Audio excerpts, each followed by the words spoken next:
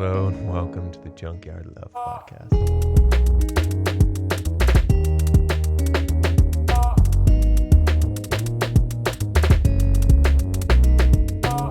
At what age do we learn how to have better conversations? At what age do we learn to have better conversations with ourselves?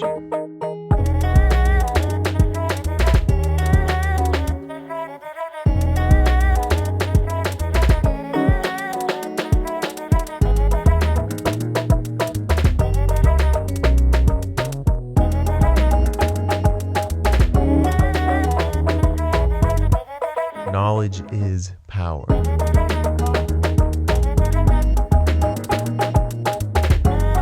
Reality is...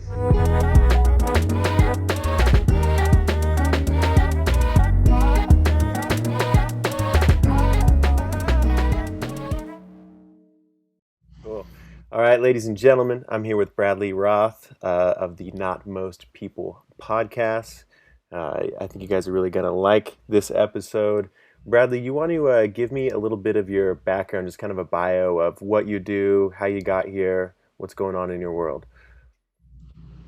Yeah, I'll try and keep it short, but how I got here is pretty indirect.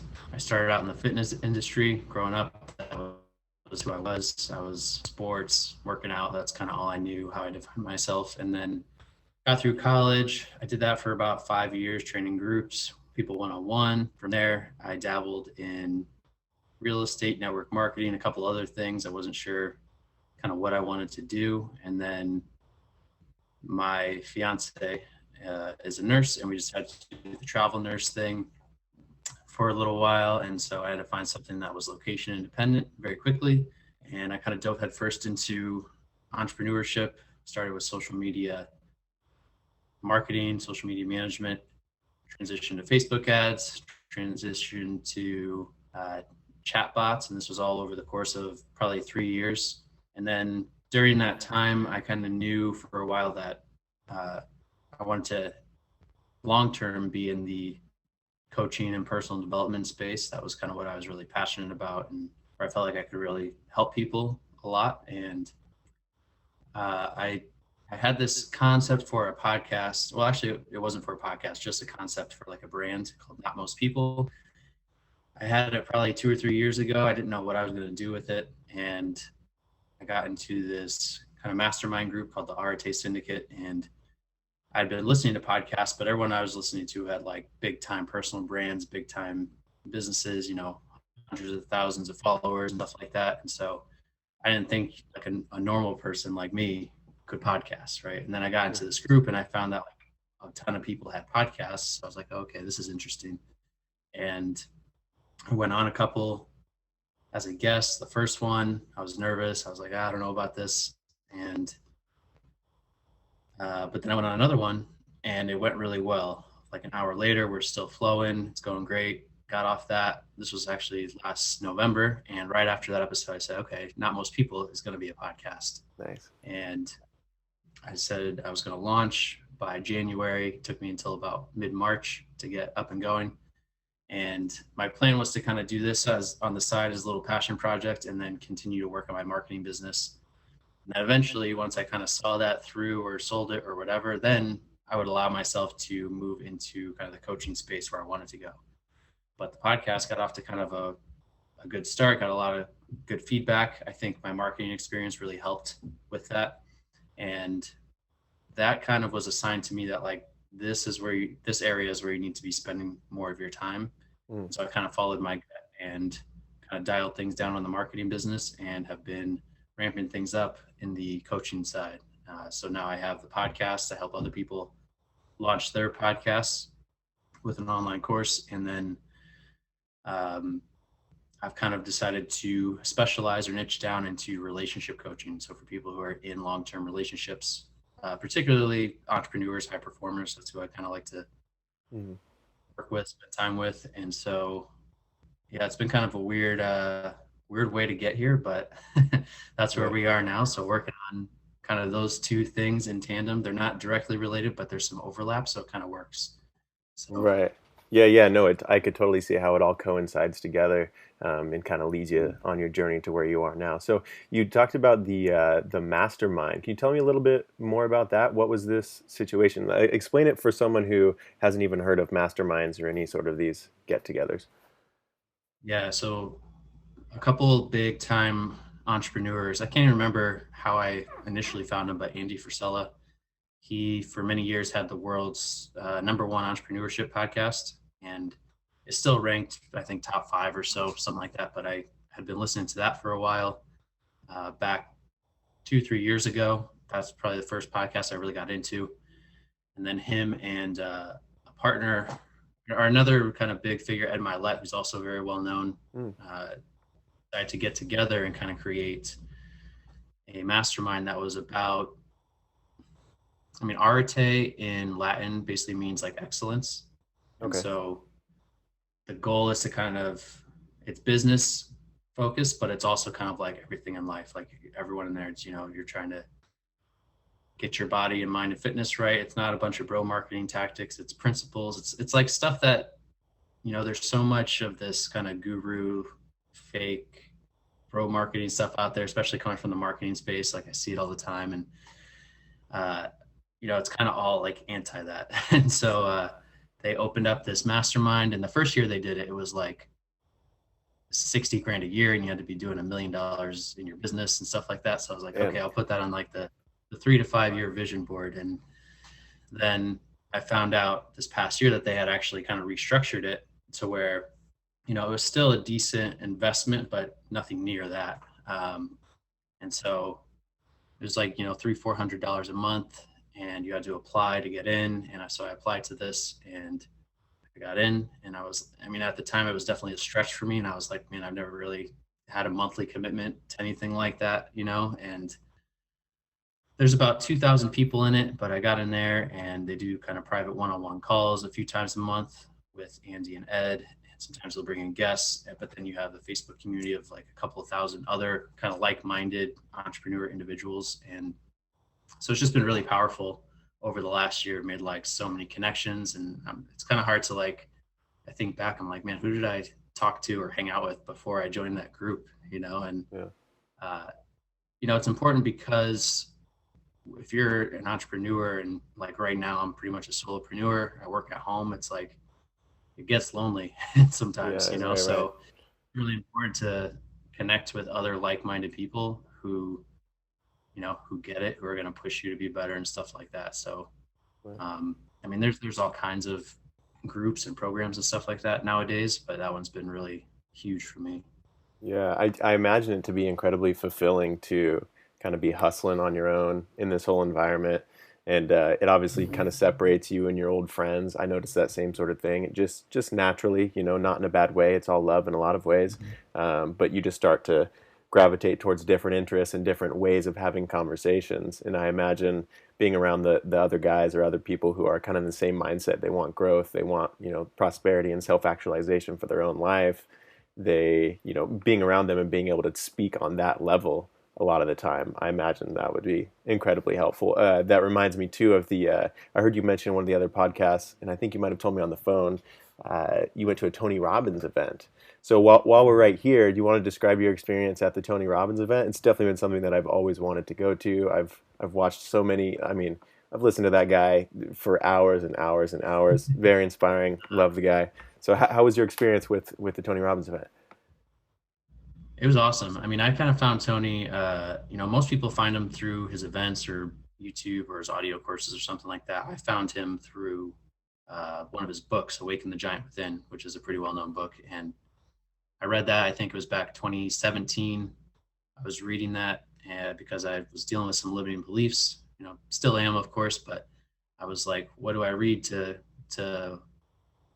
improve on this? And a lot of people suggest that book. So I'm like, all right, let's tell you, I've heard of this guy, but I don't know anything about him. I was reading that book, and as I'm reading this book, it's just like light bulb moment after light bulb moment after light bulb moment. Like, I was like, man, now I understand why I do this, and I understand why people do this, and I understand why this has held me back, and why I have this belief, and like just all these things, like crazy. And so like that book alone changed my life. But then I read the book, and I told my girlfriend, I'm like, like this book's been amazing. I was like, I started looking into his events a little bit, because I started looking him up. I was like, what else does he have? And found his events are like a big thing. I'd never even heard of his events before that somehow.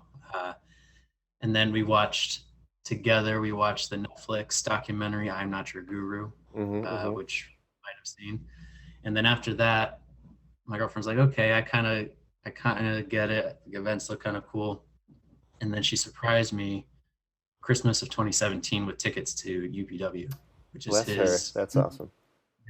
Yeah, super cool. I did not see that coming. And it was like UPW is his main 4 day event. It's like 10,000 people, 4 days, like 15-hour days. Like you know, it's pretty nuts. And hosted in like a hockey stadium. Usually this one was in San Jose, California. So March of 2018, we go there and we walk in, and like you walk into this place and it's like culture shock. Like everyone in there is like all pumped up, like exactly what you'd expect from like a motivational kind of seminar thing. Right, right. Oh, like, geez, what do we get ourselves into? Like, my fiance is like, I'm about to turn around and walk out of here. Like, I Uh-oh, don't know if yeah. you know, but like, it's all like in a good way. And then I was like, you know what? I'm just going in with an open mind. Just go with it and see what happens. Because I think if you go in with expectations or whatever, that can kind of change the experience. So we went in, and like by the end of day one, they break you so far out of your shell, like like doing crazy icebreakers with like strangers, and dancing and hugging and like all this like stuff that you're like, why am I doing this? Like I don't get it. But then by day 2 and 3, like you there's no other place that you want to be. And it's like it's the most fun you'll have in your life.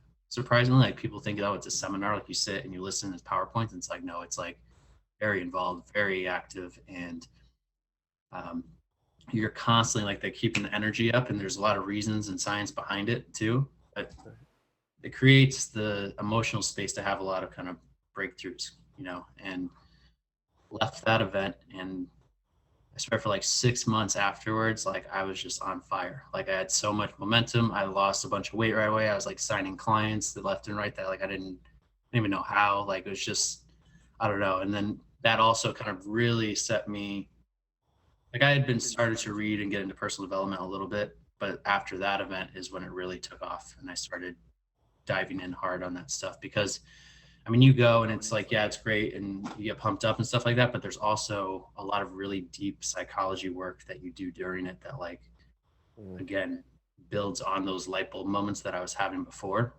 So just yeah, that was super powerful. And then we ended up actually going and we crewed one of those events about 6 months later, where we were like volunteer and we helped, and Oh, that nice. was kind of a whole nother side of that experience.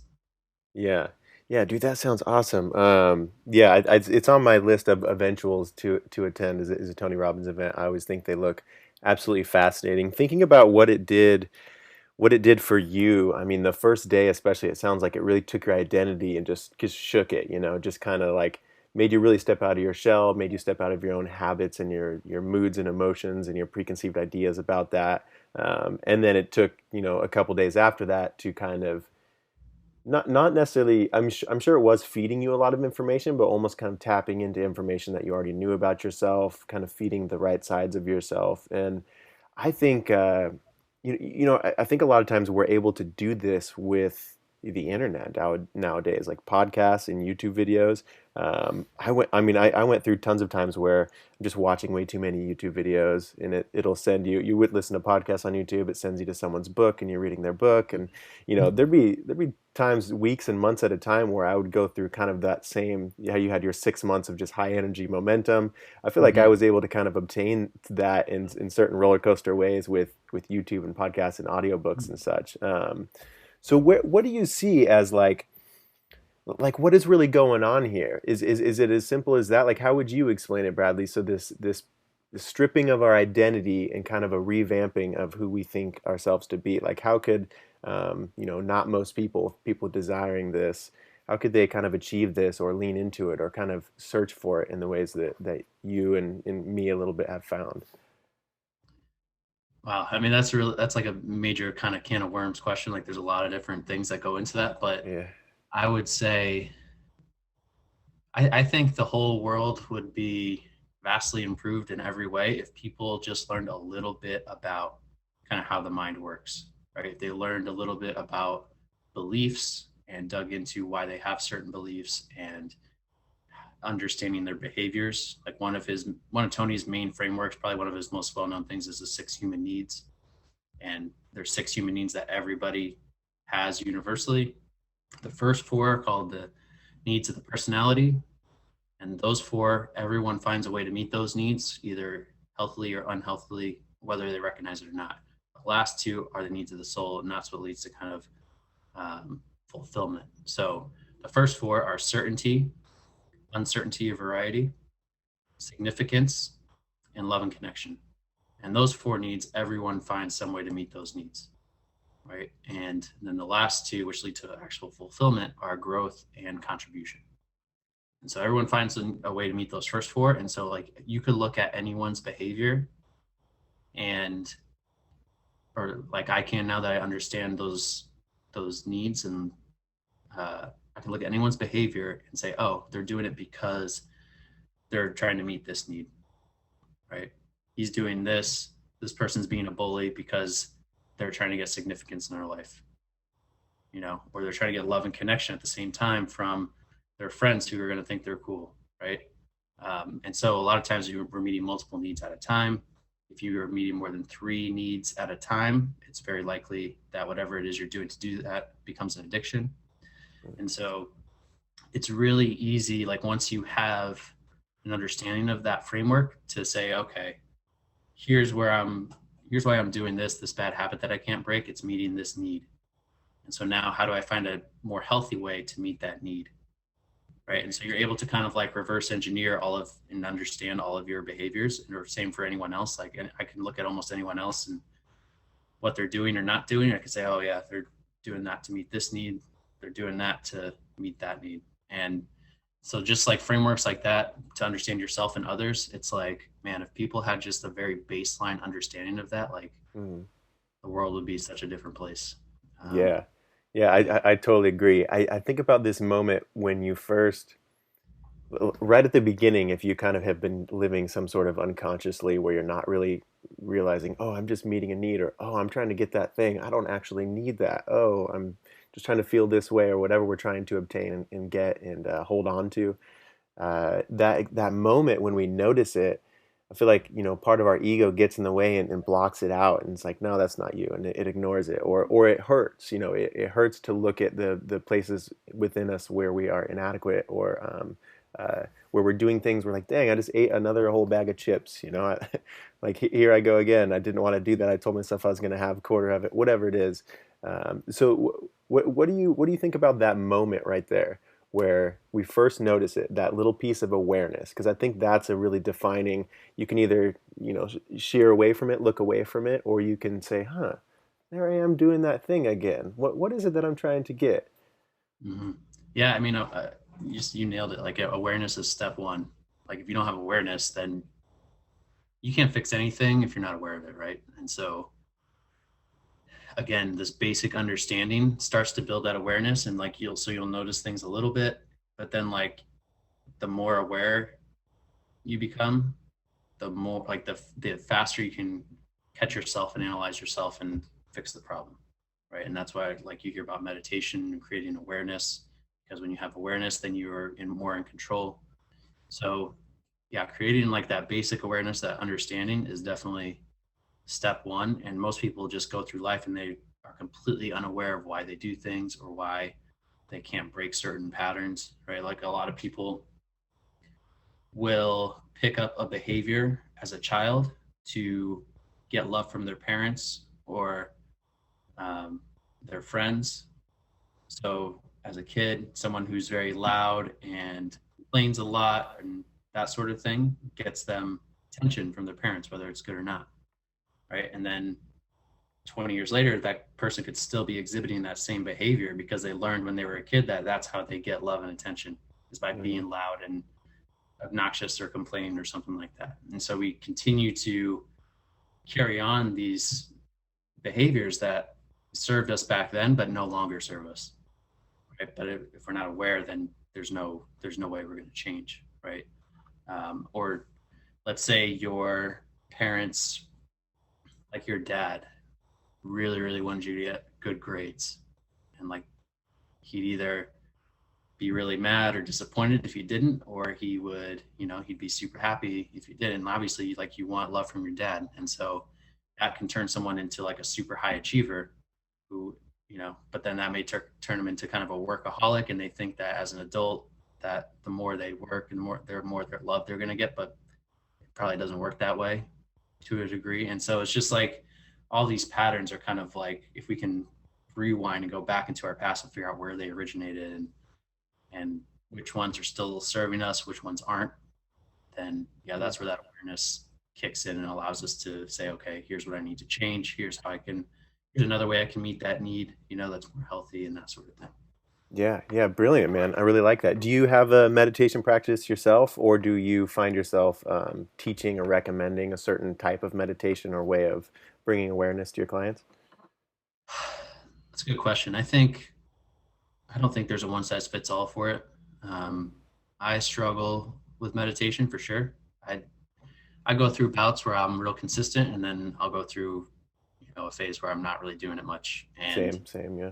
I could tell the difference. I find for me, I can't just do like a silent meditation. Like, my internal dialogue is like 1,000 miles an hour at all times. So, whereas like, some people, like at Tony Robbins events or whatever else, like if they do some kind of guided thing, like a lot of people can get really into it, like emotionally connected quickly. And it's like, it takes me forever, if at all, to be able to do that and like shut off that internal dialogue. So for me, it is pretty difficult to kind of silence that inner voice sometimes, or, you don't want to try and control it too much. I think I'm always trying to maybe control it a little much, but anyways, when it comes to meditation, I definitely need guided, if anything.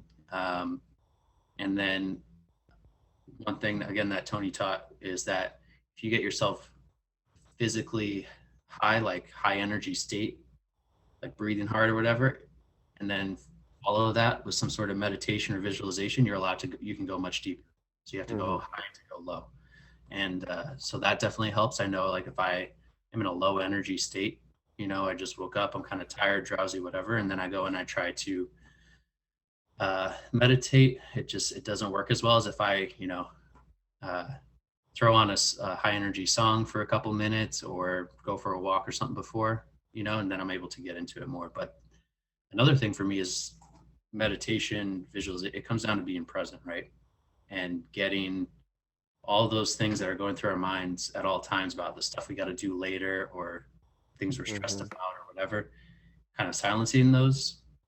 That's what it's really about. And that's, so it's cool to sit there and, breathe in, breathe out, that kind of stuff. But for me, what I found to actually be the most effective is to go for a walk, like just out in nature. And so almost every day, it's really hot right now. It's like 110 degrees, and I got to go for a walk because that's what I do each day right now. And I'm also doing a kind of a 75 hard mental toughness challenge. But I found the walks for me are super beneficial, because when you get away from your computer, you go outside, it just forces you to kind of be present. And it doesn't happen right away.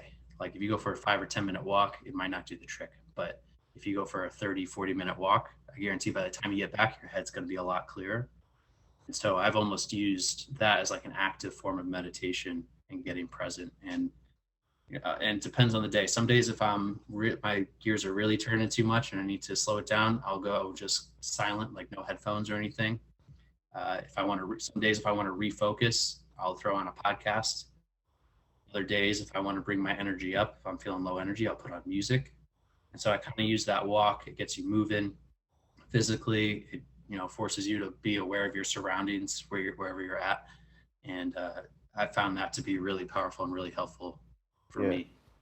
Yeah. No, I think I feel like walks are massively underrated for that. I mean, they can really get you, especially nowadays. A lot of times we're working on the computer, we're working at home, we're sitting in our own smells for a long time, getting outside and just getting some fresh air, getting some temperature, some vitamin D, waving to your neighbors, getting present, stretching your eyes too. It's like this small thing, but I imagine that the effects on our eyesight and the way that we see, suddenly within the last 20 25 years, just being on screen so much, has definitely changed from looking all around and trying to peer for prey and predator. Uh, but yeah, so certainly going for a walk, greatly underrated. I highly recommend it. I agree with you, Bradley. Hey, when it comes to fitness, so obviously just going for a walk, absolutely anything is so much better than doing completely nothing. So that I always tell people, like, hey, if you can't get a workout in, get a stretch in. Like, fall over out of your chair and roll around for 10 minutes. That's better than absolutely nothing. If you if Yep. you if you can't drink any water, like, try to drink half a cup of water, whatever it is that you can get in. When it comes to fitness, do you have any blanket statements that you like to apply, or making people kind of think differently about fitness, about their physical body, and how it really relates to our mental body? What do you have in this realm?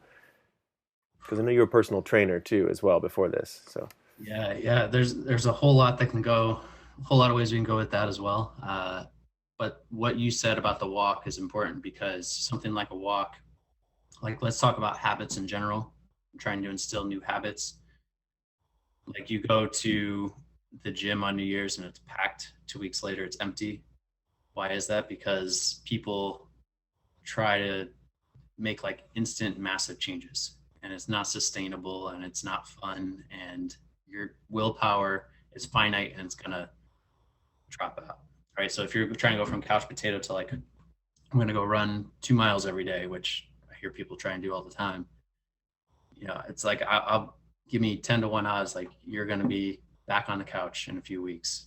So something like a walk is something that like anyone can do, right? Like that's, if you a book I really love is Atomic Habits. I recommend it all the time. mm. And James Clear, right? James. yep, James Clear. Yeah. And one of the biggest principles is to make it easy, right? So instead of saying, okay, I'm going to go run 5 miles a day, say, okay, I'm going to go to the gym for 10 minutes.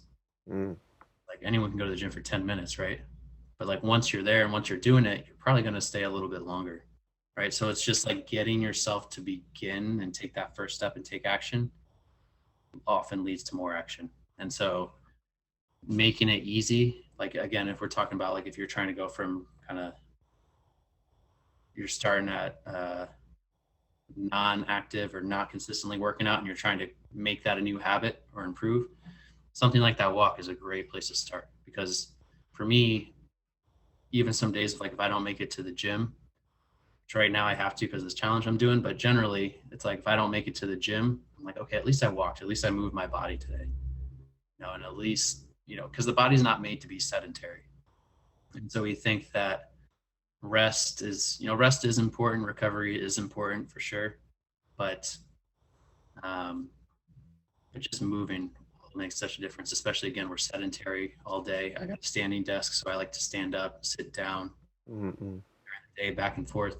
But yeah, there's a lot of, I guess one of the things would be, there's the other extreme where people work out, and they never recover, and they don't Mm. really recovery. And people think that when you work out, you are in better shape right after. It's like, no, you're actually in worse shape right after you work out because you just broke down your body. And the only way you actually get better is by rebuilding it stronger. Mm-hmm. And so you'll see people who lift weights like 7 days a week, and there's ways to do it, different body splits and intensity levels and stuff like that. But a lot of people think if they just go and just pound themselves into the ground, that's going to force more adaptation. And it's like, well, if you're constantly breaking down, you're not giving your body a chance to build back up.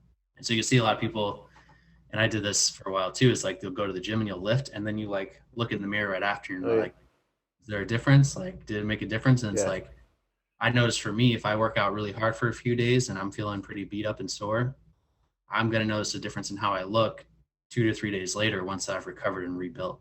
Mm-hmm. So if I'm feeling like really sore, I'm sore, like I should look a little bit better. And like you can almost tell if you're low body fat, you can kind of tell those slight changes. But um, I know that, okay, I'm in a couple of days, my muscles are going to look a lot fuller than they are now, you Hmm. know? So giving that time to like understanding that it's actually the rebuilding and the recovery and the refeeding that is going to actually make you better. Right, right. Are you still doing any sort of CrossFit? Like what are your workouts typically like? I mean, obviously everything's pretty crazy since COVID. That's just we're all just figuring out different ways to do everything. But I have definitely found I was a weightlifter for a long time, and I tried to do a decent amount of cardio. But as far as any sort of CrossFit movement, like dancing, Zumba, any sort of those like constantly moving practices, kind of new to me. Now that I've been using kettlebells, I really enjoy kind of a more primitive swinging around, flexing a lot of different areas of your body, getting really stable, a lot of the core effort. I like a lot of that now. So what's your workouts now? You do CrossFit or what do you do? I do. Yeah. I've been doing CrossFit pretty much off and on for the last like 10 plus years. Mm. And I find that every time I kind of get away from it, I always end up finding my way back uh, somehow. Like I took a year off during COVID just because I actually got injured a little bit. And so I decided to take some time off, and then gyms were closed for a while. And so I just kind of ended up taking about a year off, but then I got back to it this past spring, and it's like falling in love with it again. Hmm. So it's interesting. I will say that CrossFit it's not a franchise, it's an affiliate. And so every gym is going to have a very different experience. And so a lot of people will go to one gym and think that's what all CrossFit is. And it's like, no, you can go to like two gyms that are like down the street from each other, and they could be totally different programming, totally different coaching style, totally different competition level, like you name it. And so CrossFit is a very kind of individual, like per gym thing. So something to be conscious of. So anyone who's like looking to get into it, I would say go to two or three different gyms and see which one feels right for you. Uh, but right now I'm doing my daily walks of at least 45 minutes right now, because that's the part of the challenge that I'm doing, which right now in Arizona, it's like 110 degrees today. So Yeah, dang, man.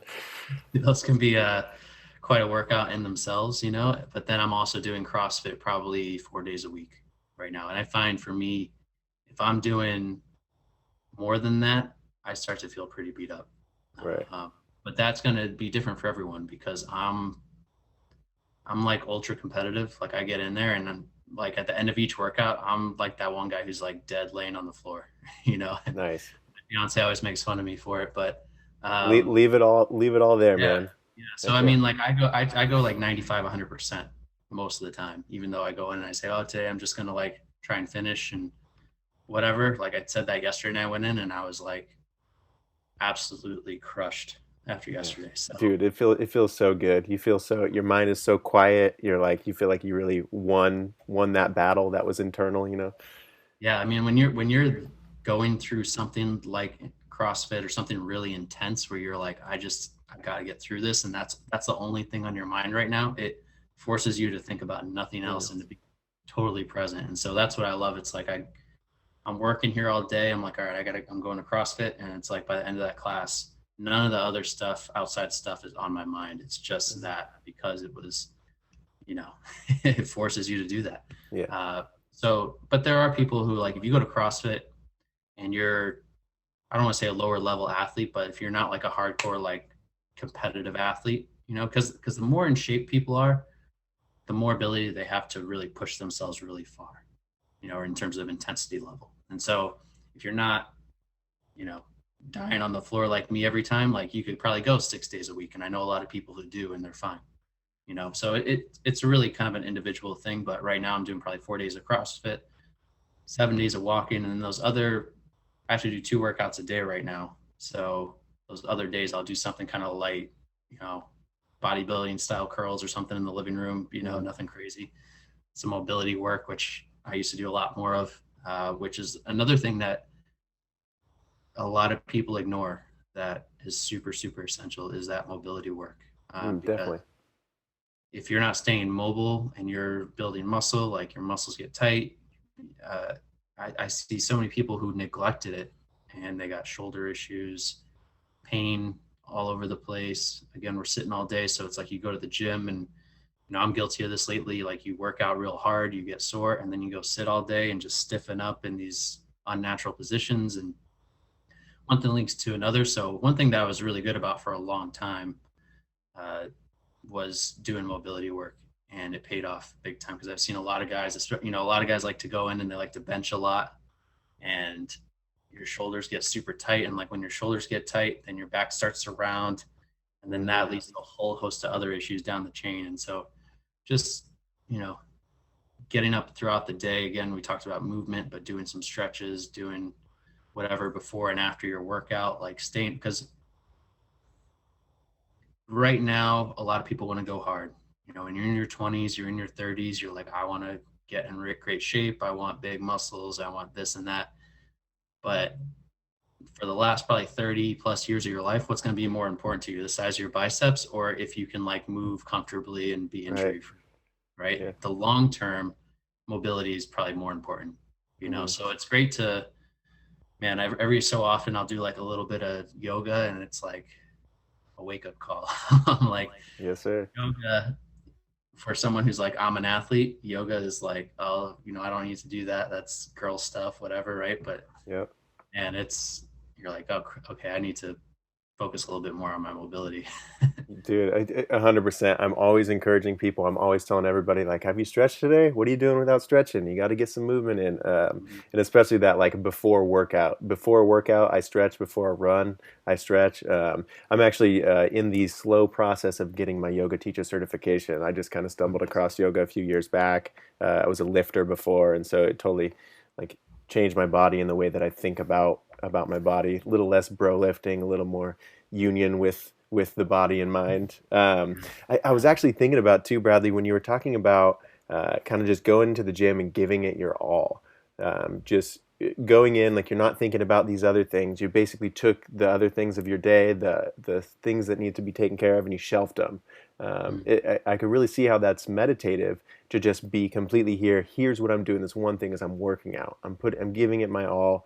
And it's kind of like meditation. You have your one thing you're focusing on, your breath, let's say.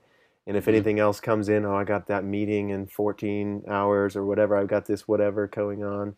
You just say, no, I'm not worrying about that right now. You keep it on the shelf. That's kind of what this one pointed focus of meditation is. And I think there's a lot of value in doing that for your workouts as well. Because I find I'll kind of go back and forth in between. And tell me what you think about this for kind of our modern culture. I kind of go back and forth between, I will have those times where I'm in it. I've got my playlist going. I'm here. If my phone goes off, I'm not going to answer it. If I get a text, I'm not going to answer it. I'm not thinking about anything else in my workout. Then I'll also have times where I'm very passively listening and working out. I'll have a podcast on. I'm kind of not sweating as much. Maybe I'm doing some slow stretching. Maybe I'm doing just like some, messing around with the dumbbells, 15 pounds, 20 pounds. What do you think about this difference between passive working out, passive listening to things, and then this full on, I'm here, I'm in it, I'm working? Mm. I would say it's kind of an individual thing. Like some people, and I did it for a while, like kind of the bodybuilding style of working out. Like you go in, you got your headphones, and you're just tunnel visions on your pre-workout, and you're doing your thing. And then other people need a group to really kind of hit higher intensities. And so I think for a lot of people, the groups are really powerful. I know for me they are. Like I'll try and do CrossFit on my own, like at home, and I could do a workout at home, and then I'll go and do it in the class. And it could be the same exact workout. I will be far faster with the class, right? And you also warm up more. You don't take those shortcuts that you might when you're on your own. Like when you're on your own and you're like, you tend to kind of like shorten the warm up and that mobility stuff that we're talking about. But when you're in the group and everyone's doing it, you're like, okay, well, everyone's doing it, so like we're doing it. That's what we're doing. And so I find for me, the group is super powerful, and especially because everyone has their own thing with working out. Like I'm actually a naturally pretty lazy person when it comes to working out. I just am very competitive. And so like post college, post sports, CrossFit is like where I get my competition. And so I go and it's like each day it's like, okay, I'm gonna try and beat this guy or that guy, or I'm gonna try and beat this time, So sometimes you're competing against someone else, sometimes you're competing against yourself. And that's what really works for me and pushes me. For other people, they like the social aspect of the group, going and being able to see their friends. That's I think one of the main things that led to CrossFit growing so quickly like it did, was that community and that culture, right? Whereas if you go to like kind of a big Globo gym and you got your headphones on and that sort of thing, it's not really a social thing. It's like you're kind of there, it's you, and you get in, you get out. So I think it's individual to everyone, but I would recommend trying both, because that group for me, and also another thing I love about it is, I was a trainer for years, and so I know how to program and write workouts and stuff like that, which is a blessing and a curse, because when I'm writing for someone else, it's pretty easy. But if I'm trying to program for myself, I overthink the heck out of it. I'm like, oh, should I be doing this? Should I be doing that?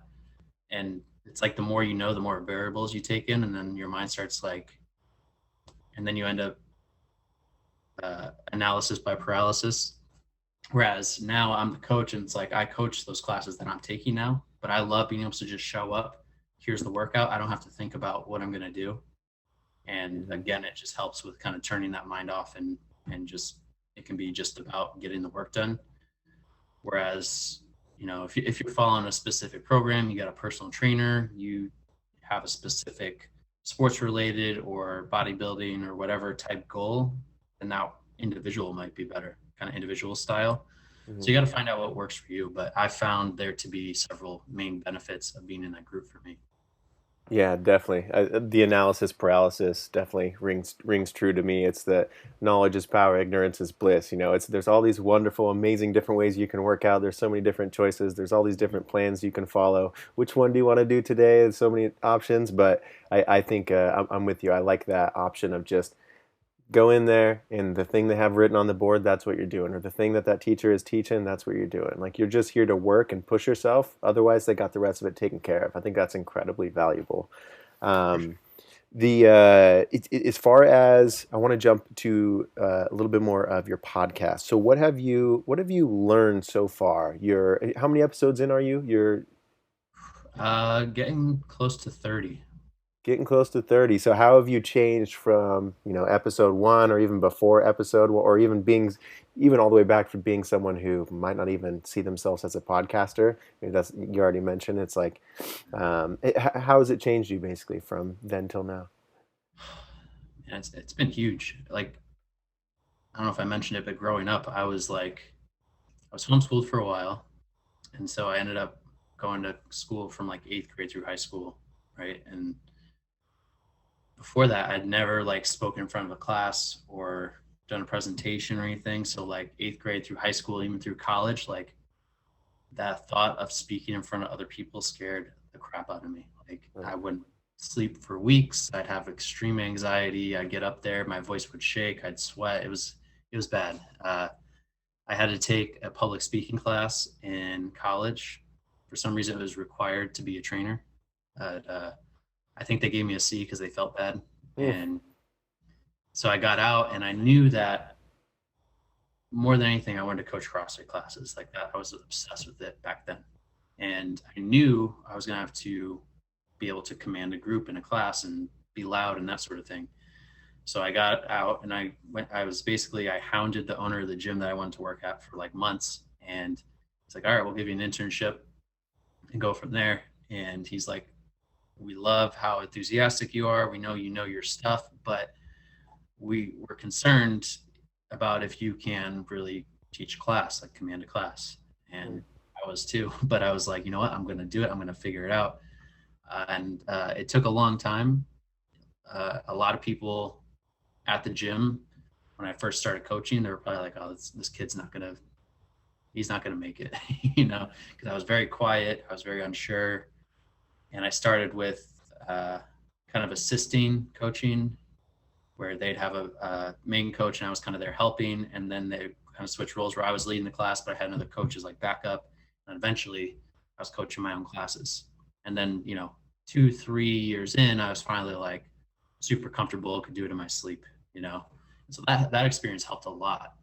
But then another level of oh, you're going to put out content and be a podcaster, like even a year or two ago, I would have said like, no way, you're nuts. Like, I couldn't stand the sound of my voice played back to me. Right. I was like, oh, I sound so nasally and flat and low energy. I was like, I can't, there's no way. And I went on those podcasts. I had this concept. I was like, you know what? I got to get over it, because I was like, the things that I want to do in my life are going to require me to get past that and be able to speak and Love share. that. Love that. And so I kind of gained that leverage on myself. But I started the podcast back in March. The first episode was a solo episode, kind of explaining the concept of the podcast. And then, I mean, I basically wrote out the entire script, read it word for word, and that sort of thing, tried to make it sound natural. And once I got over that, that was a big kind of step. And then for the most part, it's been guest interviews. And so part of my strategy early on was, and this is, important for anyone starting a podcast, is I said, you know what, I'm new at this. I haven't done a lot of speaking. So my first guests, I'm going to make sure I have people on that are going to make it really easy for me. So people who have done a lot of speaking, who can carry a conversation, who are dynamic, high energy, so that I don't have to carry it. You know what I mean? And so I had my first few guests on were exactly that. They made it super easy. And so that really helped me kind of gain some confidence early on. And I'd still, in those beginning episodes, and it feels like forever ago, but it's only been, March is 4 months, 5 months. I would really, really prepare hard in the beginning. And I would have all these kind of specific questions that I would kind of like check them off one by one and like do it that way. Mm-hmm. I wouldn't really go off on much on my own. It wasn't really free flow. I was kind of like very mechanical with it. And over time, especially as I started to get a lot of like positive feedback and stuff like that, now it's like, okay, I look up a little bit about this person, 10 minutes, I write some bullet points, kind of a few areas I want to cover, and then it's just like free flow and we go.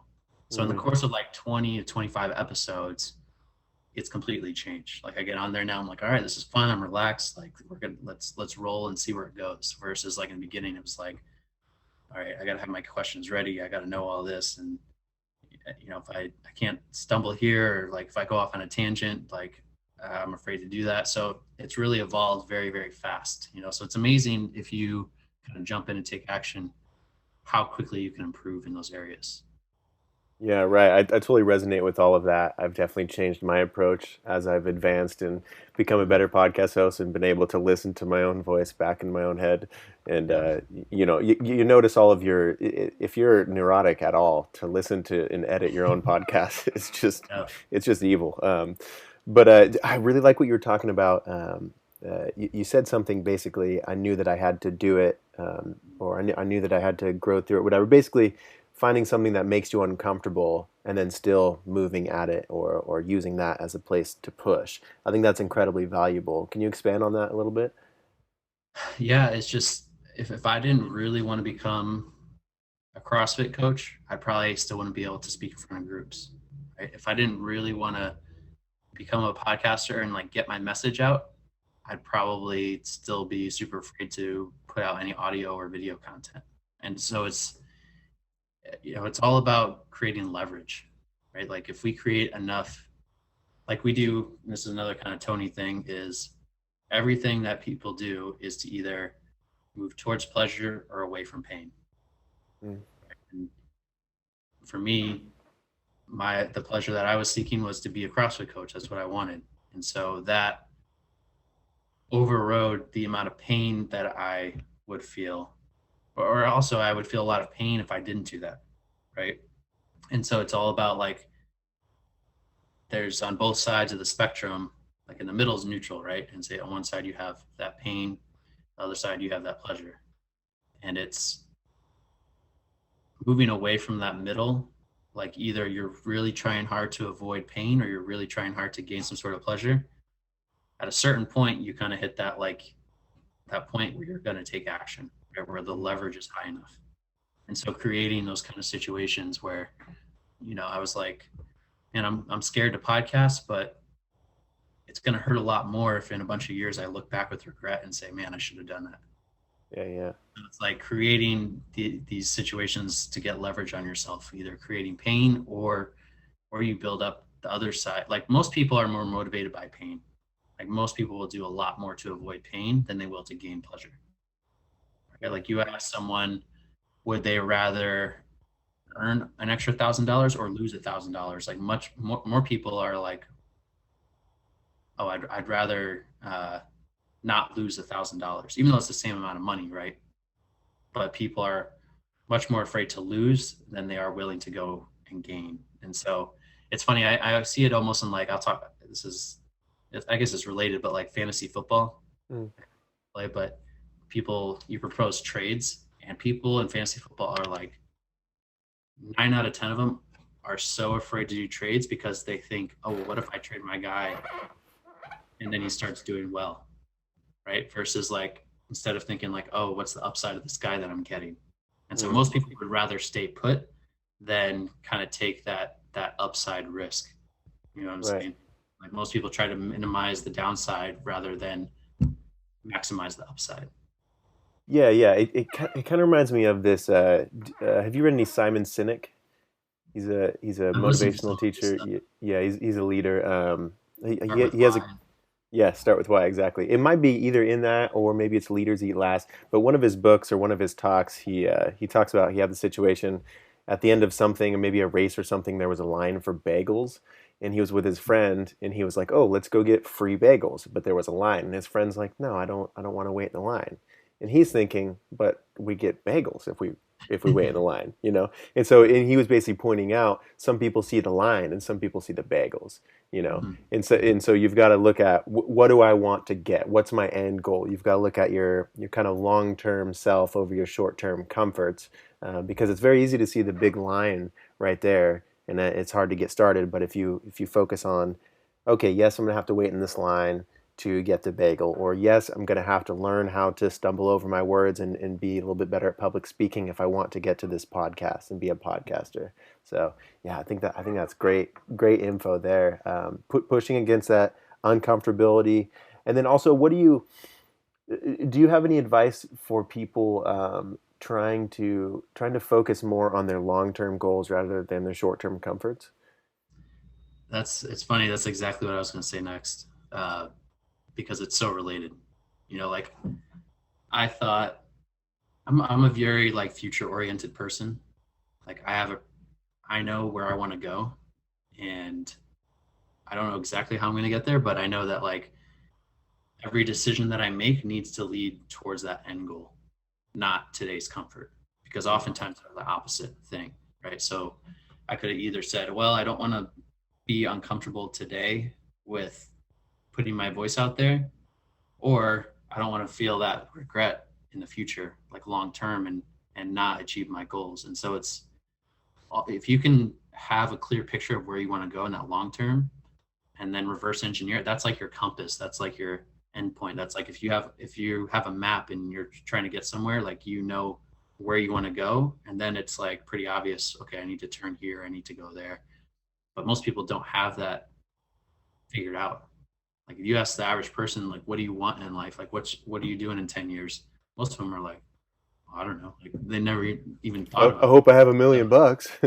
Yeah, right. Like, oh yeah, someday this, someday that, and Yeah. someday typically means never unless you have a direct plan.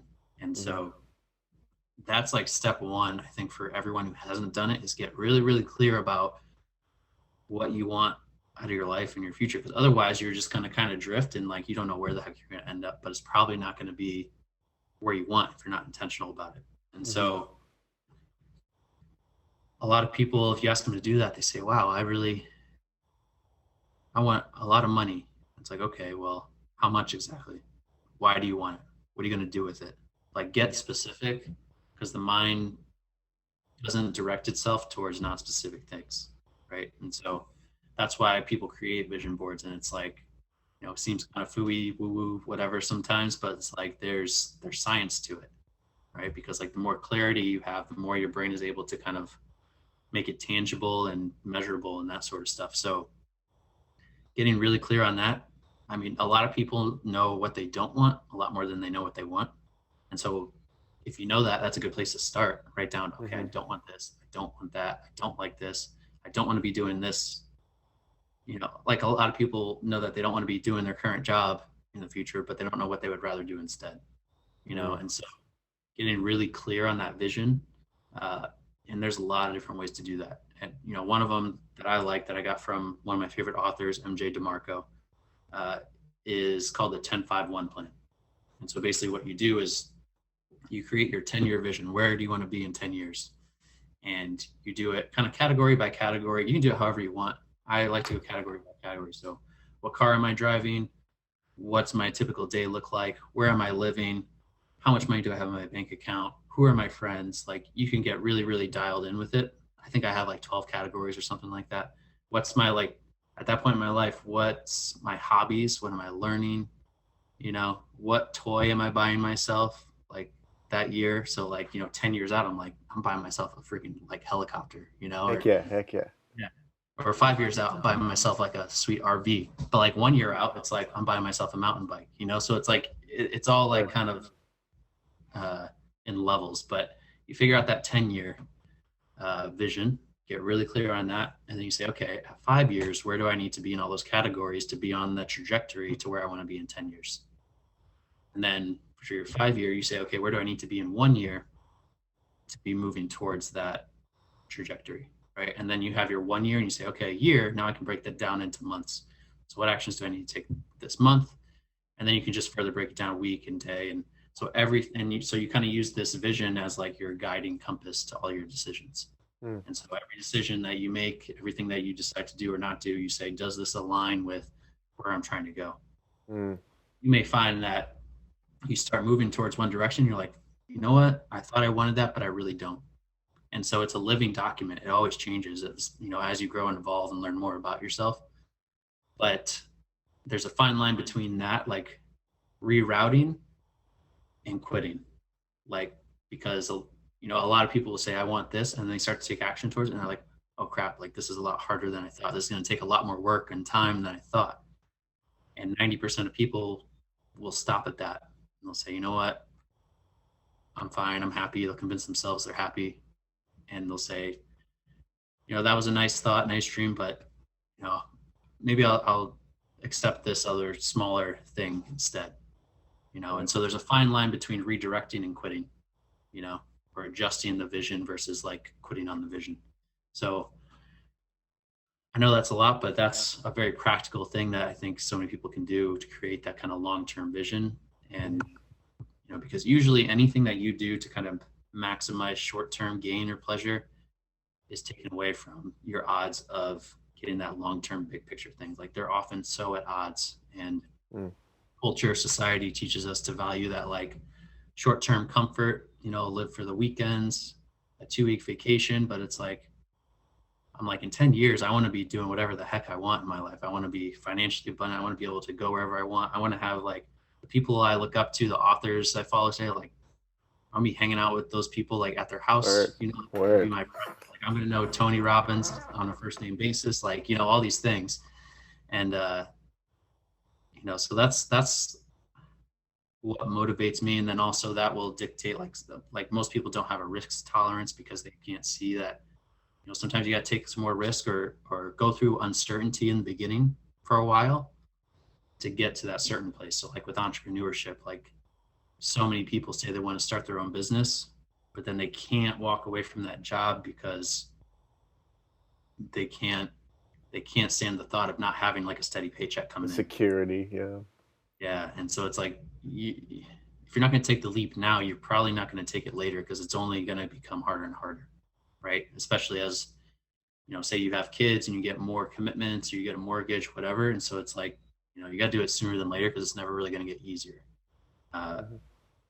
And so that's a huge thing that holds so many people back. And for me, I've gone through a ton of, like, when I went out into entrepreneurship, I didn't have any experience, I didn't have any track record, I didn't have any connections, I didn't have any savings. I was like, and I probably wouldn't do it that same way if I did it again, because I've racked up, a substantial amount of credit card debt, because I'm like, I'm going to see this through and do it. Right, right. But the leverage that I get on myself with that long-term goal allows me to endure the uncertainty. So I say, man, this sucks right now. I'm stressed, definitely anxiety. I don't, the light at the end of the tunnel is hard to see sometimes, but Mhm. I'm like, I don't do this and I settle and I go and get what I'd call like a regular job or 9 to 5 or whatever, where I'm kind of capped. And I'm like, there's no chance that I'm going to be able to live that 10-year vision that I have planned. Mhm. So Mhm. having that allows you to gain leverage on yourself in the short term to stick it through those tough times. Yeah, dude. And I think of words like faith and hope. When you see it's obvious. Oh, I have a lot of credit card debt, but I know that I'm going to get these things. I know that I'm Mhm. capable of handling these things. Look how far I've come already. That's really where I always just love bringing in those words. We throw out the baby with the bathwater, so to say, when it comes to those words like faith and hope. But I think they are important to bring in even into the entrepreneur world. They Um, are. I was Uh, just good. to make a distinction on that, like there's a difference between having hope and faith in what you're doing and executing on it versus just hoping and praying, right? Which is a lot of people's Ah, strategy, right? When it comes to like, oh, someday, like I hope this happens in my life, or I hope I have this. It's like that's not a strategy.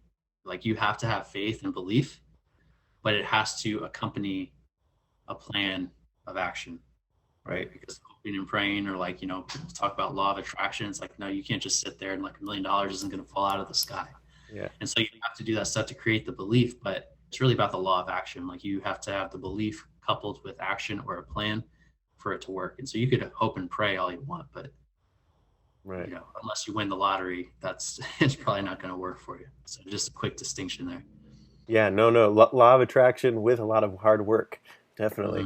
Mm-hmm. Yeah. I was thinking about you're talking about our belief systems, our societal belief systems. A lot of it to even question, like, wait, why do I believe what I believe, and who taught me that, and is it helpful, and is it attributing to or taking away from me getting the things that are going to bring me joy and be an actualized being. When it comes to that whole realm, just societal beliefs. I think about comedians, for example. They're kind of the ones who are telling the jokes that they're funny because they're talking about how absurd we're being, or where we're being ridiculous as a culture, and they're perfect. They're very needed. They're very necessary. We need comedians, and I also think of artists, and all these different realms of artistry, not just painters, but musicians and poets and singers and people who create and just in anything artistry, they're also kind of doing that same, pushing the boundaries of what we're supposed to be doing, pointing out the edges of where we are as a culture and what we believe. Where do you find people like you? Because I feel like you do fit into this realm of, personal development, self-help, believing in yourself, being positive, being not like most people, thinking differently, all the things, all the categories that you may fall into. I feel like they are really important, kind of up here with the artistry and in the comedians. Do you have any thoughts around that? Like where do you see yourself or the personal development world in this pushing against the edges of belief systems? Yeah. I got a few thoughts on that. You have like another hour or so on Oh, this? hit me, man. I'm open. Hit me. I'm all ears. That's a man, that's a massive part of what I believe. So like not most people, if you looked at it like a Venn diagram, one side of it would be a lot of the stuff that we're talking about, like success and being elite and that sort of thing. Not most people. The other side is anti-group think. So thinking for yourself, standing out from the crowd, kind of forging your own path. And so that's a huge part of it. And I don't know, I can't pinpoint like one specific time where I started to realize that I thought differently. But I remember growing up, I was homeschooled through seventh grade, like I said, but I did not want to be. I wanted to go to school. And my mom, she's Catholic and pretty like she's didn't want me to be exposed to the public school system or whatever. And I was like, why this and why that? And I would always ask why. I've always been a very logical person, like I guess even since I was little. And so I'd ask why. And a lot of times, whether it was her or even when I got to school and it was teachers or other authority figures, and a lot of times the answer would be like, because we said so. I'm like, that doesn't make any sense. Like, that's It's not a not an reason. answer. Yeah. No, it's like a non-answer. And so I was like, why are these like, because I would always ask that when something didn't like add up in my head. Like, why is this the rule? Why are we learning this? Right? Like in high school, I'm like, why am I learning pre-calculus? Like, I don't I have no interest in this for any reason, and like stuff like that. It's like, why aren't we learning real life skills? Like, why aren't we learning money management and social skills and, you know, stuff like that? And so I was always like questioning things. And so, like, for example, my high school was like an all guys private high school that, again, I did not want to go to. But they had this one rule where if you got caught with your cell phone, like in school or even after school, like inside the school, even the parking lot, sometimes you got 5 hours of detention. And I was like, why is that a rule? Like, that doesn't make any sense. Like, why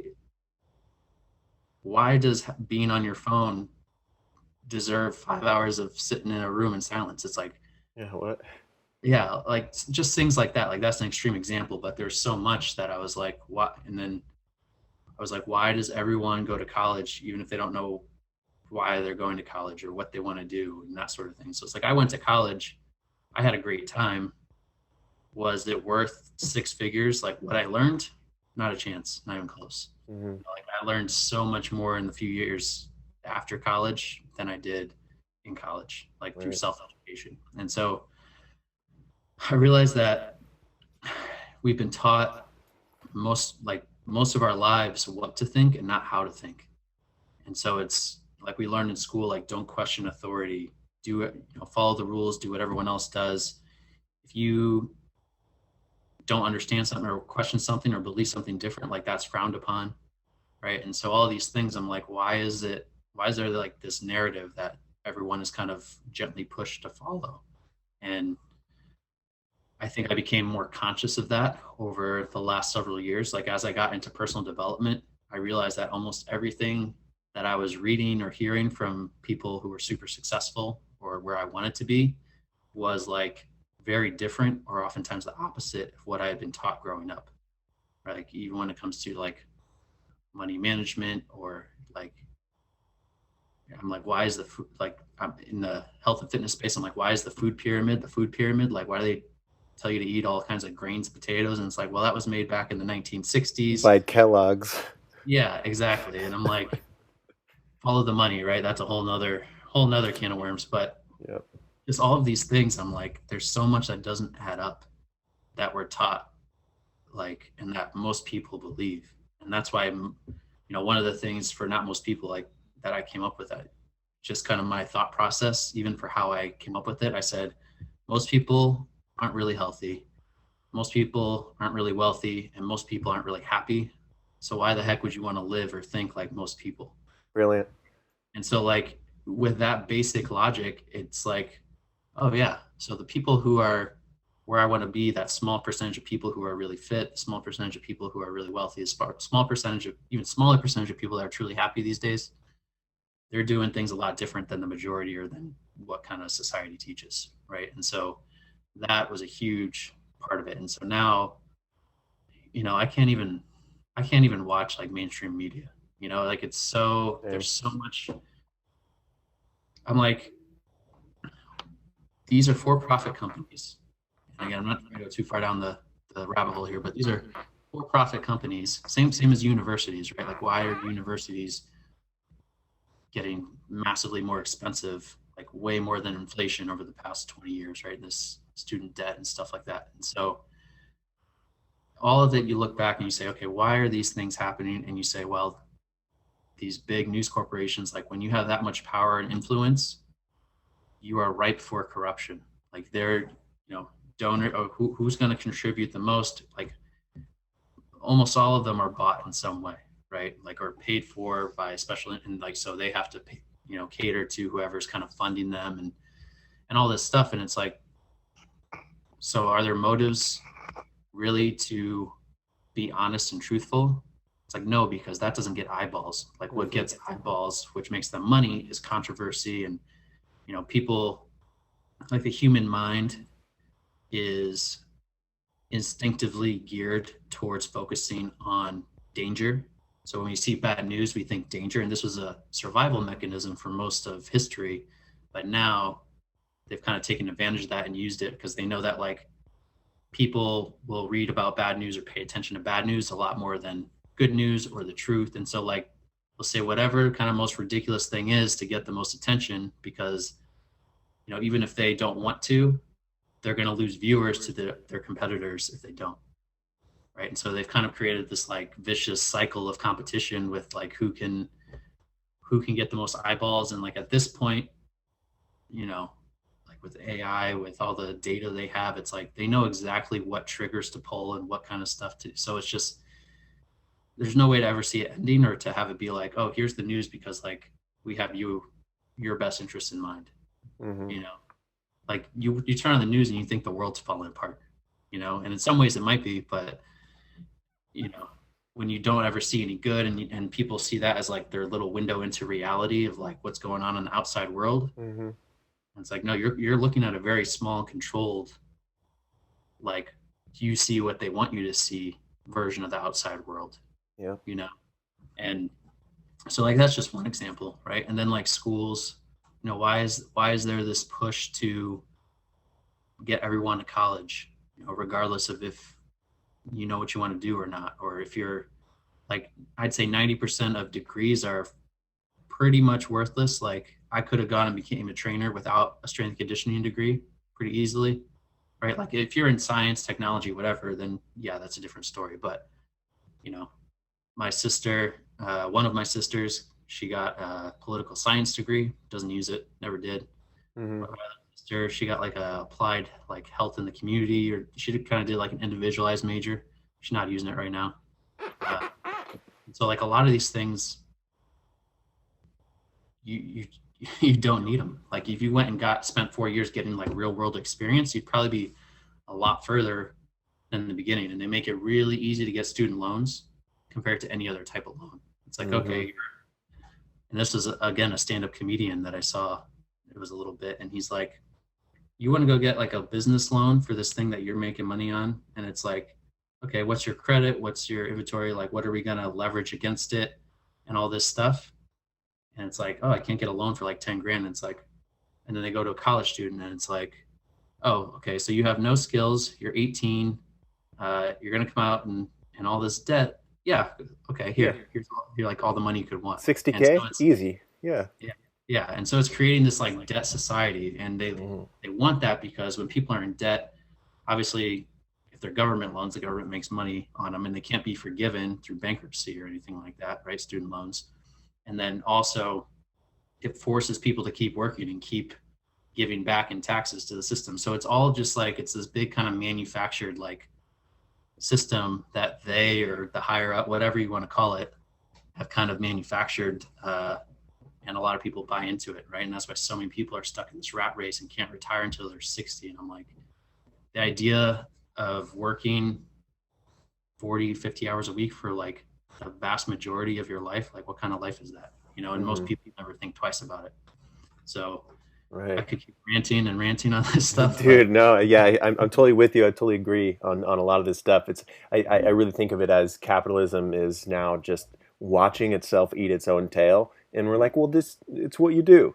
In our generation and people who think a little bit outside the box are saying, hey, there's no long-term benefits of this. This has like ran its course. We need to be doing something differently. Why are you continuing doing it?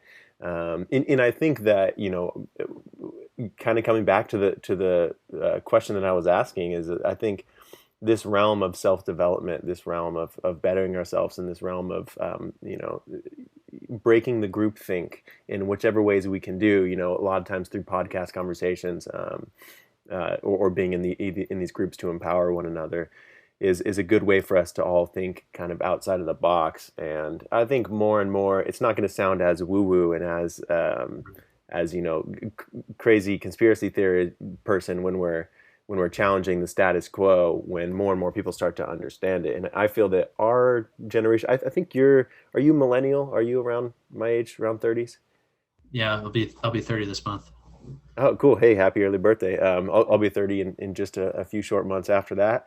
But yeah, I do kind of see we're the tail end of millennials, like not too much younger than us is Gen Z and the people who have grown up with cell phones, and they're growing up wanting their own piece of something. You look at dudes like Logan Paul and Jake Paul and stuff. Is there a lot of what they do is totally outlandish, but it's also this huge, lighthouse siren to me of this whole generation coming up of people who are going to build their own stuff. They're going to do their own thing. They're going to find their own ways of winning. Like I don't see a lot of the younger people paying for college in the ways that people our age and older have. So I just think it's a huge change, and I do see people like you really kind of maybe not leading the charge, but you're definitely up there in a strange way. Like it's very important what you guys are doing. It's empowering the individual and not just holding up a instruction booklet of read these, here's what you do, here's how you live life, and you'll by the time you're 40 you'll have a white picket fence and you can retire and drink margaritas until you fall over on the beach. Exactly. Yeah. So it's important what you do, man. Thank you. Yeah, I think everything goes in cycles, right? Like if you look at 50 years ago, a college degree was pretty rare, because even though college was technically a lot more affordable than it is now, even compared to inflation, but it was like certain people went to college. Otherwise, a lot of people were blue collar. They got their careers. They stayed with a company for a long time, right? And then we saw this evolution of like more and more people go to college. Now that's the norm. And now in the future, you're going to see people start to realize, and starting to realize it already, that college doesn't guarantee like a success or career afterwards. And so then you're going to see this. So it all kind of like it goes cyclically, right? And right now they're still trying to kind of, the narrative is still share that like you go to school, you get good grades, you get a degree, you get a career, you get a house, and that's what you do. But that's not how it works anymore. Like so many more people are self-employed.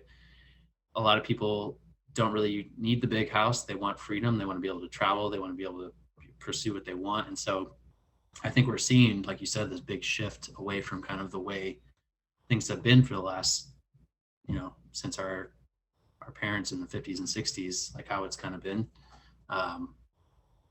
So it's interesting to see for sure. But it's like, it's interesting too, because you've also seen like people grew up, like our parents, like reading the newspaper, watching the news each day. And for the most part, like you could trust the news back then. Like there wasn't this whole like fake news and bias and all, and like division like there is now. So it's like, it's really interesting to see that cross section of all these things that are shifting. Yeah. No, it's equatable to madness in a lot of ways, really, as we're trying to tell our grandparents, no, that's not the only truth anymore, and the young kids are not even like reading any of it, listening to any of it. It is this strange time that we are in, but I think that we'll come out on the other side of it a lot more intelligent. As I think maybe we can empower the group think to actually be a little more intellectual. That would be nice with some time. I had I was a theater kid amongst many other things growing up in high school, and my favorite drama teacher would always say, "Dare to be different." And it's this such simple thing, and you can broadly apply it to so many different things, but it sparks right here, and I think that it is very important. Just that's that first thing is dare to be different, dare to question the status quo, and really think what are my beliefs getting me? Who taught them to me? How are they helping me out? Can I find some other ways to help myself out? Is there things that I'm neglecting that I could be teaching myself? All these things. So, Bradley, we are getting up here in time. I'm a single man, but I definitely want to help out my homies, my listeners with relationships, long-term relationships. So I hate to crunch you into this, like give me an elevator pitch of it, but can you give me just like a few minutes of what's like some optimum, like advice that you might give to people in relationships, because you are a relationship coach as well. Like what do you find often? What's something that's very common? Most bang for our buck here. Yeah, so there's two sides to that. There's the side of like you're talking to the single guys, which is me in the past, and then you're talking to people who are in long-term relationships. And so the principles differ a little bit, but kind of like what we've been talking about, I try to wake people up to all these misconceptions that people have about relationships, about dating. And like we talked about all these things with the news and school and stuff, but like when it comes to relationships and dating, like I think Hollywood has actually put a lot of ideas into our minds that aren't necessarily true, right? That like, oh, if you're like a really nice guy, eventually she'll dump the asshole and ride off into the sunset with you, right? And then all these nice guys are like, you know, why isn't it working that way? You know, like I'm doing all these romantic gestures and she still is just, you know, with this other douchebag, right?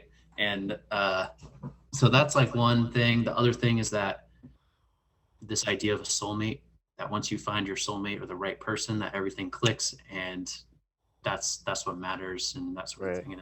Well, that matters for maybe like 6 months to that initial like getting to know each other period, but then beyond that, you know, it's like people know that when it comes to health and fitness, that if you don't work out, you get out of shape, right? People know that if you stop working, you don't make money, and your career goes south. But people think that they get into a relationship, and if it's the right person, that takes care of everything. And you don't do anything. You don't do anything, and so you rarely see. And every once in a while, you'll have that odd couple that it just kind of works, you know, and they can get away with that. But that's like the rare exception. Like most people need to work at it. Otherwise, as you evolve and change as a person, like that one little thing that your partner does that you used to think was cute now annoys the heck out of you and stuff like that. And so, you know, because it was new, but like those things can build over time. Resentment builds, things that you like, we're taught that, oh, we don't want to hurt our partner, we don't want to make them feel bad, and so we'll hold back a lot of things that need to be said for fear of hurting their feelings, even though like those things need to be worked through. And so like the more you ignore them, then like that resentment can build up, and then communication blocks happen, and then one thing leads to another. And so there's this idea of relationship development that I like to share, which is work on your relationship with your partner the same way that you guys work on your health, the same way that you talk about finances, whatever. Like, so me and my fiance, we don't stick up to, like, we don't do it every month, but we try to pick some sort of relationship focused book and read it and then kind of discuss it together. We try to, like, coming back to like the love languages, get each other just a random gift here, just because, you know, it doesn't have to be a special occasion. You know, little things like that, making sure that, you know, a lot of people have a date night, but even if you can't have a date night, just having a night where you're together and you're fully present, like no phones, right? That's a big thing these days. Right. Making sure we go away on little trips together every so often, right? And I know that gets harder and when you have kids and all that kind of stuff, but making it a priority, because if you don't work these things into your life, like you do going to the gym or going to work or whatever, like it's going to slide and it's going to get neglected. And then we got over half the couples, you know, marriages ended in divorce now. And so you have to work on these things. And so trying to change that misconception that like, yeah, your soulmate, that's cool and all that, but that's like a small piece of the picture. Right. And then the whole other side, which I'm passionate about too, is like for dudes, like you're talking about, really for me, like, so we've been together over 6 years, me and my fiance, and for the first probably four and a half, you know, things were rocky at times. We didn't really communicate on like a deep level, and we had a lot of clashes, and that was because I didn't really have an understanding of what true masculinity meant, polarity. And so, you know, we grow up thinking that masculinity is an appearance, like jacked, tattoos, drives a pickup truck, like that's masculine, right? Or like as a female, like you wear pink and have long blonde hair and makeup and whatever. But what they are is they're actually kind of energies or states of being. And so you could have the most masculine look in the world, but you could be doing feminine traits, right? Like the simple example is your girlfriend says, hey, where do you want to go eat? And you say, oh, I don't know, where do you want to go eat? And it just goes back and forth. She's looking for you to make the decision and say, we're going here. And then she says, okay, he's focused. He knows what he wants. He knows where he's going. And that's what they want, right? And then they can relax and be kind of more feminine and whatever. And so understanding just a lot of those little dynamics about like what it really means to be masculine, like having a strong presence, not being thrown off, not, you know, we'd get into arguments. I would kind of withdraw and be quiet. And I try and be a pleaser. Like that's the biggest thing, right? When you talk about nice guys, like being a pleaser, like, oh, always deferring to what she wants. And it's like, no, she's like, if she's a feminine woman, And obviously it exists all over the spectrum. Like you can have a masculine woman with a feminine man and it can work. Right. As long as that balance is in the middle. And so, but if you have a feminine woman and you're kind of exhibiting feminine qualities, you get thrown off that middle of polarity and then there's clashes. Or vice versa. You could be a masculine dude, but then, you know, if your fiance, say, is a, or not fiance, but your girlfriend is like an entrepreneur and she has to have that hardcore focus, like go, go, go, like at work or whatever she's working on, and then brings that home, then there could be another clash there. And so it's learning to kind of find this balance in the middle and understanding, like for me, I was kind of, again, being that pleaser. And so she would have to take on this more masculine role and it would throw her off and she'd be, and you know, and it's always shifting and balancing. But if you're off of your natural set point for too long, things start to go south, right? You start to not. And so it's learning to understand that. And one book I would recommend is The Way of the Superior Man by Deida. And that book gave me so many light bulb moments, understanding like, oh, she is all mad about this thing. And I'm like, why is she mad about this little thing? It's like, no, she's mad about this, that, and the other thing that happened over the last few weeks. And it's just coming out now because of this little thing. Right. And so understanding like a lot of those things and being able to stay like strong and present in an argument and not be thrown off emotionally by her a whole lot. And like her knowing that you're not going anywhere, that you have your, like all these things really started to change our dynamic and help me understand that. And I think that that's so missed by most people growing up, because unless they had like a strong father figure that kind of exhibited these things, you know, how else you, you know, again, there's a lot more I could go into, but I'll leave it at that as a Right. ways, yeah. Excellent, man. No, I think that was all really good, and I do agree. There's like, where do we learn this stuff? We think I would hate for anybody to see this as any sort of defeat or like you're lesser than or like your relationship is failing, so now you need help, and that makes you weak. Like it's not like that. It was these are real things that our world, our technology, our everything has changed, and we've got to change with it. And we've got to, you know, and we could relearn these. When you say words like masculine and feminine, like I already know of the annotations that come with that. You know, we do think of this, yeah, the stereotypes, and we even in kind of the spirituality world, it is it's just a lot more in depth and kind of hard to reach. But if you simplify it into, you know, hey, this is a feminine thing that she's doing by hinting at these things, and you need to uptake your masculine and listen in these ways. It helps make sense of it all. Yeah, dude, I think all great stuff. We are getting up here in time though, so let's round the corner, my friend. Let's give everybody a little bit of your, like, what do you got going on right now? What are you working on? Where can we find all of your info? Where can we listen to your podcast? Give us the whole lowdown on Bradley Roth. You got it. Yeah. Not Most People is the podcast. You can find it on all of the major streaming platforms if you just search it. Or I actually just launched the website a few days ago at notmostpeople.net. You can find kind of everything Not Most People there. It's a podcast right now, but the vision is to create a community, you know, eventually have blogs, have courses, apparel, everything. So this is just kind of like the starting point. So for everything in one spot, notmostpeople.net. And then in terms of personally, probably the best way is to just connect on Instagram, which is at Bradley_Roth.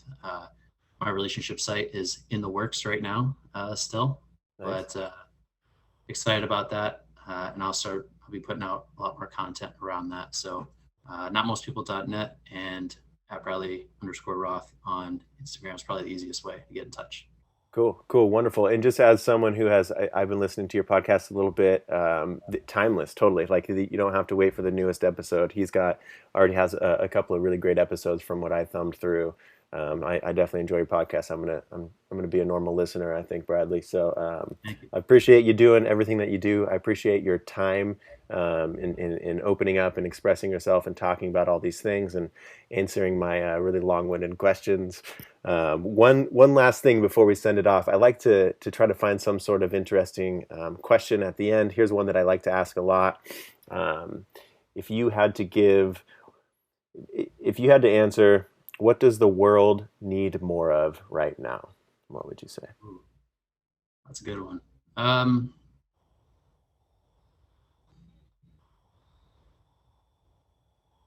Yeah. It's funny because I have a question that I ask everyone too on my podcast. Uh, and now I know what it feels like to be stumped. But Oh, dang.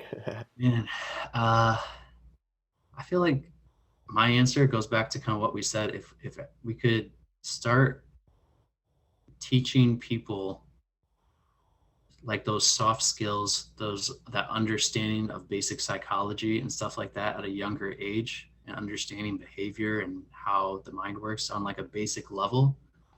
Like I said, I think that can solve a lot of problems, because otherwise we're driven by, like, we don't understand our actions, we don't understand other people's actions, and so that causes us to react emotionally. And as you've seen, emotional reactions versus emotional, like, you can, emotion's great, it serves a purpose, but having responses, right, versus being like what we call triggered, uh, it doesn't leave room to find middle ground.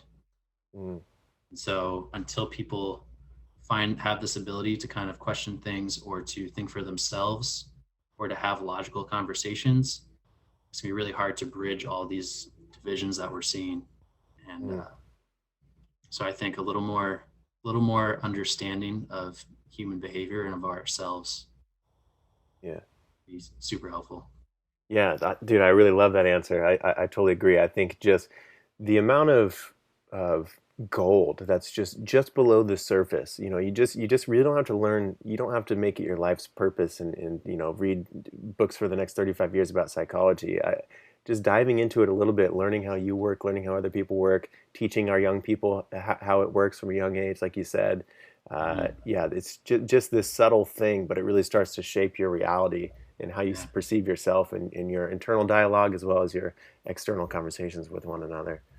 Yeah, Yeah. being able to not suppress your emotions, but learning to control them and not have them control you Mm. is is huge. So that ability to, master your emotions, at least on a basic level, uh, is huge. If I were to sum it up, yeah. Yeah, it's massive. Absolutely. All right, man. Hey, I appreciate you again. This was a great conversation. Thanks for giving your time again. Listeners, take care of yourselves. If you aren't doing mobility before your workouts, what are you doing? You're crazy. If you aren't drinking a ton of water, if you're listening to this right now and you haven't drank water today, you're out of your mind. Stop what you're doing, pause this, or keep listening and go get some water. Stretch, take care of yourself, love yourself. Check out Bradley Roth. I'll include in the notes some links to his website and whatnot. Bradley, once again, thank you, man. I hope you have a good rest of your day too. Thank you so much. Really enjoyed this conversation. Welcome Yeah, to yeah. the Take care, man. Podcast.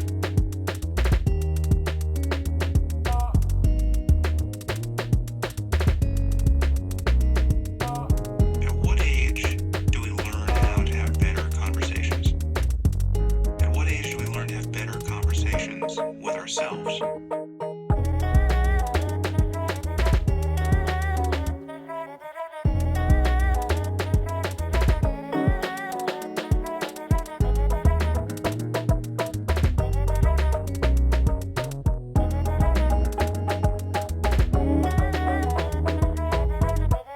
Knowledge is power.